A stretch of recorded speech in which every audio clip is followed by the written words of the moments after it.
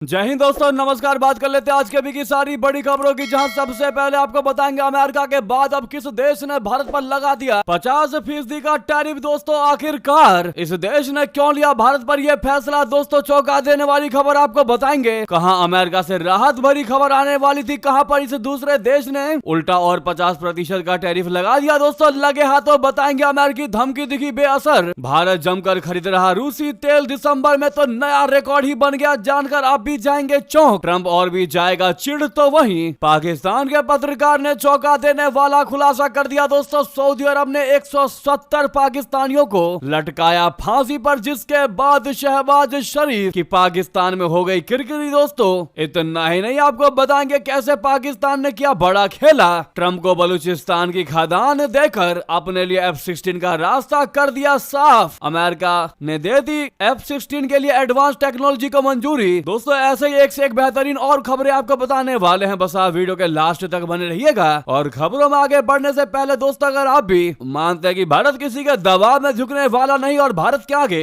हर किसी की कूटनीति फेल है और भारत की वर्ल्ड डिप्लोमेसी नंबर 1 चल रही है, तो वीडियो को लाइक करके चैनल को सब्सक्राइब करके बेल आइकन दबा के कमेंट में जय हिंद अवश्य कह दीजिएगा। बात कर लेते हैं पहली सबसे बड़ी खबर की, जहां कौन है वो देश जिसने अमेरिका के बाद सीधा सीधा भारत पर लगा दिया 50% का टैरिफ। दोस्तों 10 दिसंबर को मैक्सिको की सीनेट ने एक बहुत बड़ा बिल पास कर दिया, जिसमें चीन, भारत, साउथ कोरिया, थाईलैंड और इंडोनेशिया जैसे एशियाई देशों पर 50% तक टैरिफ लगाने का प्रावधान दे दिया। यह बिल्कुल ट्रंप के टैरिफ के जैसा है जो 2026 से लागू होगा। अमेरिकी राष्ट्रपति डोनाल्ड ट्रंप के प्रशासन की तरह प्रोटेक्शनिस्ट यानी संरक्षणवादी नीति अपनाते हुए मैक्सिको ने यह कदम उठाया है, जहां ट्रंप ने भी एशियाई देशों पर भारी टैरिफ लगाए हैं। आपको बता दें एशियाई देशों के करीब 1400 प्रोडक्ट्स पर टैरिफ लगाया या बढ़ाया जाएगा। मैक्सिको में एक्सपोर्ट होने वाले ऑटोमोबाइल, ऑटो पार्ट्स, कपड़े, जूते, चप्पल, प्लास्टिक, स्टील, फर्नीचर, खिलौने, एल्यूमिनियम और कांच से जुड़े सामान महंगे होंगे। जो देश मैक्सिको के साथ फ्री ट्रेड एग्रीमेंट यानी FTA नहीं रखते, उन पर ज्यादा असर होगा। दोस्तों मैक्सिको की संसद में यह बिल तेजी से पास हुआ। लोअर हाउस ने 10 दिसंबर को मंजूरी दी, सीनेट ने 76-5 वोट से बिल पास कर दिया। राष्ट्रपति शिनबॉम ने सितंबर 2025 में ही यह प्रस्ताव रखा था और वो इसे जल्द साइन करने वाली है। डोनाल्ड ट्रंप ने मैक्सिको पर चीन से दूरी बनाने का दबाव डाला है। 2026 में US Mexico Canada trade deal यानी USMCA की समीक्षा होनी है और अमेरिका मैक्सिको को चीन का बैकडोर एंट्री पॉइंट मान रहा है। एक्सपर्ट से वॉशिंगटन को खुश करने की कोशिश बता रहे हैं। अमेरिका की तरह मैक्सिको भी संरक्षणवाद की ओर बढ़ रहा है। इससे मैक्सिको की स्थानीय फैक्ट्रियां मजबूत होंगी और करीब 3 लाख से ज्यादा नौकरियां बच सकती हैं, लेकिन इंपोर्टेड पार्ट्स महंगे होंगे, जिससे महंगाई बढ़ सकती है। मैक्सिकन बिजनेस ग्रुप्स ने इसका तगड़ा विरोध किया है। रिपोर्ट्स के मुताबिक बीते कुछ सालों में भारत और मैक्सिको के बीच व्यापार बढ़ा है। 2022 में दोनों देशों के बीच $11.4 अरब का व्यापार हुआ था। हालांकि 2023 में गिरावट आई और ये $10.6 अरब रहा। 2024 में उछाल के साथ $11.7 अरब तक व्यापार हुआ, जो ऑल टाइम हाई है। भारत का मैक्सिको के साथ ट्रेड सरप्लस भी बहुत ज्यादा है। 2024 में भारत ने मैक्सिको को $8.9 अरब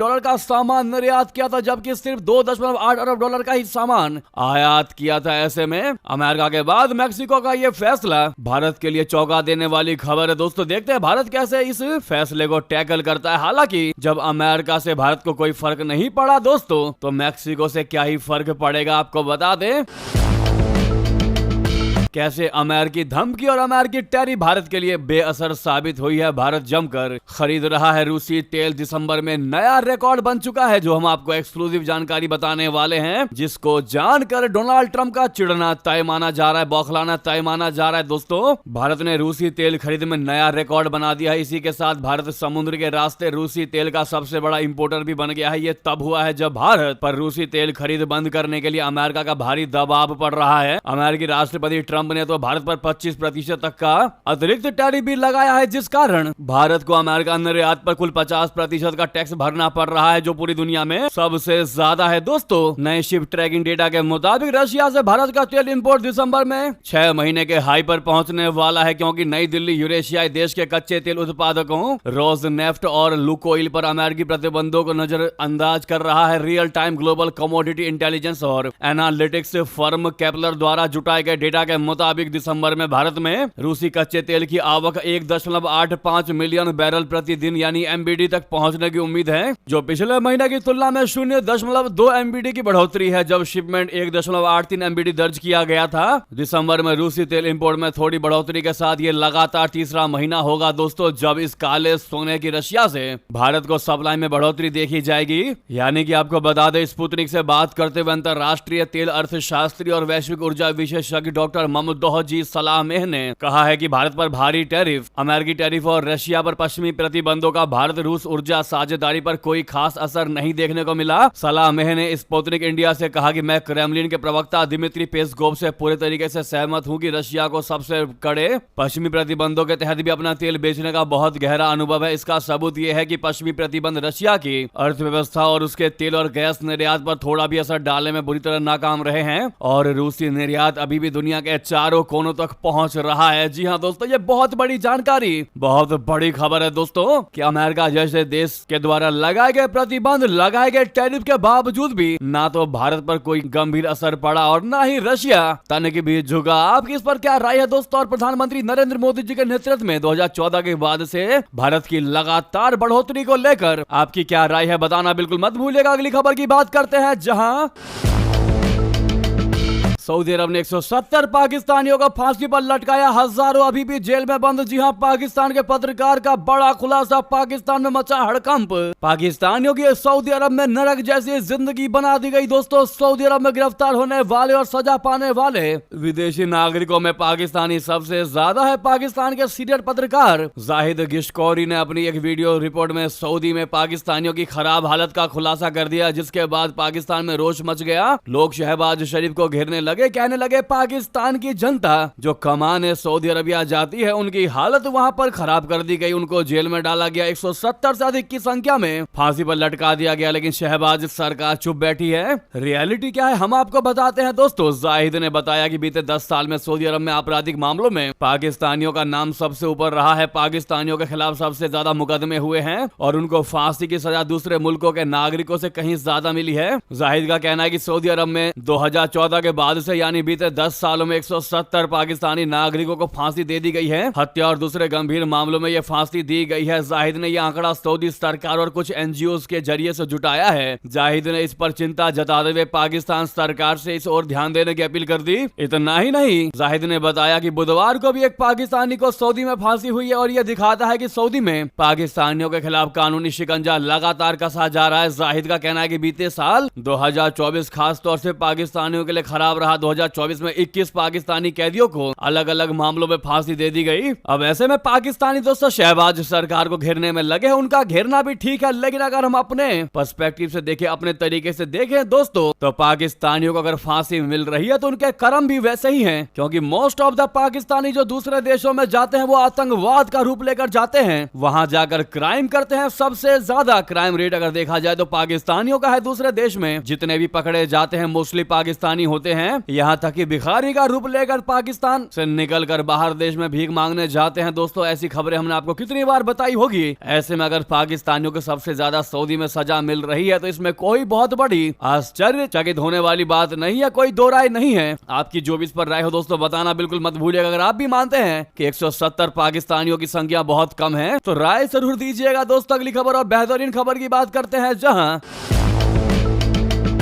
बलूचिस्तान की खदान पाकर मुनीर का मुरीद हुआ अमेरिका पाकिस्तान को F-16 के लिए एडवांस टेक्नोलॉजी बेचने की दे दी मंजूरी। बहुत बड़ी जानकारी। बलूचिस्तान की खदान की चाबी अपने हाथ में पाने के बाद अमेरिकी राष्ट्रपति डोनाल्ड ट्रंप मुनीर के मुरीद हो गए। दोस्तों बलूचिस्तान में सोने चांदी जैसे अन्य खनिज तत्वों पर अब अमेरिका का कब्जा हो चुका है। इसके बाद से अमेरिका लगातार पाकिस्तान पर धन वर्षा कर रहा है। अब अमेरिका ने पाकिस्तान को $686 मिलियन मूल्य की F-16 फाइटर जेट के लिए उन्नत तकनीक और समर्थन की बिक्री को मंजूरी दे दी है। डॉन न्यूज के मुताबिक अमेरिकी रक्षा सुरक्षा सहयोग एजेंसी बोले तो DSCA ने सोमवार को कांग्रेस को भेजे गए पत्र में यह मंजूरी दी। अभी इससे एक दिन पहले ही अमेरिका ने बलूचिस्तान की खदानों में खनन के लिए $1.25 अरब का पैकेज दिया था। अमेरिका द्वारा दिए गए इस पैकेज में लिंक 16 सिस्टम, क्रिप्टोग्राफिक उपकरण, एवियोनिक्स अपडेट, प्रशिक्षण और व्यापक लॉजिस्टिकल समर्थन शामिल है। DSCA के पत्र में बिक्री का तर्क स्पष्ट किया गया है, जिसमें कहा गया गया है कि पाकिस्तान को अमेरिकी और साझेदार बलों के साथ चल रही आतंकवाद विरोधी प्रयासों में और भविष्य के आकस्मिक संचालन की तैयारी में अंतर संचालनीयता बनाए रखने की अनुमति देकर यह अमेरिका की विशेष विदेश नीति और राष्ट्रीय सुरक्षा उद्देश्यों का समर्थन करेगा। प्रस्तावित बिक्री पाकिस्तान के F-16 बेड़े को आधुनिक बनाने और परिचालन सुरक्षा चिंताओं का समाधान करने का उद्देश्य रखती है। तो वहीं आपको बता दें, चीन पाकिस्तान के गुट में शामिल होने की कोशिश में बांग्लादेश।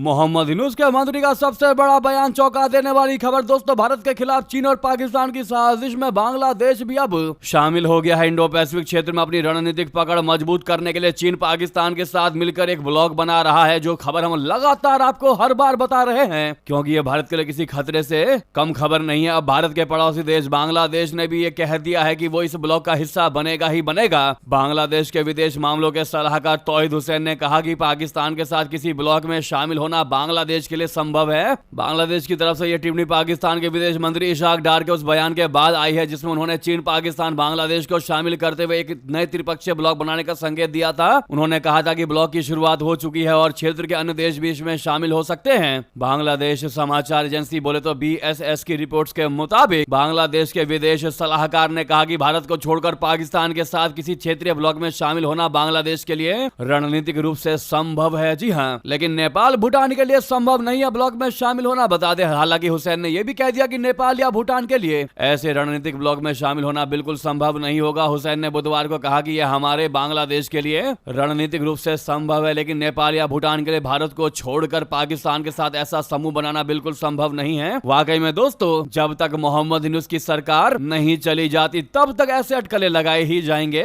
लेकिन माना यह भी जा रहा है कि बांग्लादेश में यूनुस की सरकार की विदाई की तारीख जरूर आएगी, और आज ही आएगी वो तारीख जिस पर पूरी दुनिया की है नजर दोस्तों। यानी कि बांग्लादेश में अगले आम चुनावों और देश के अंदर हुए आंदोलन की मांगों पर रेफरेंडम की तारीखों का ऐलान आज हो जाएगा। आज बांग्लादेश के मुख्य चुनाव आयुक्त नसीरुद्दीन की स्पीच के जरिए ऐलान किया जाएगा दोस्तों। राष्ट्र के नाम से रिकॉर्ड किए गए उनके वीडियो संदेश को लाइव किया जाएगा। इसके साथ ही आज से ही पूरे बांग्लादेश में आचार संहिता भी लागू कर दी जाएगी। भारत के सचिव अख्तर अहमद ने बताया कि चुनाव और रेफरेंडम के लिए वोटिंग एक साथ अलग अलग बैलेट पर होगी। मुख्य चुनाव आयुक्त ने बुधवार को बांग्लादेश के राष्ट्रपति मोहम्मद शहाबुद्दीन से मुलाकात की थी और देश के मुख्य न्यायाधीश सैयद रफत अहमद को भी तैयारियों की जानकारी दी थी। ऐसे में हम ये आशा करते हैं कि मोहम्मद यूनुस की जल्द से जल्द विदाई हो जाएगी, और जब तक मोहम्मद यूनुस सत्ता से नहीं हटते दोस्तों, तब तक हम ये उम्मीद भी नहीं कर सकते कि भारत के साथ बांग्लादेश के रिश्ते संबंध अच्छे होंगे। अगर आप भी चाहते हैं कि यूनुस का विदाई बहुत जरूरी है तो कमेंट में मोहम्मद यूनुस की विदाई जरूरी है जरूर लिख दीजिएगा। तो दोस्तों, वहीं आपको बड़ी खबर बता दें,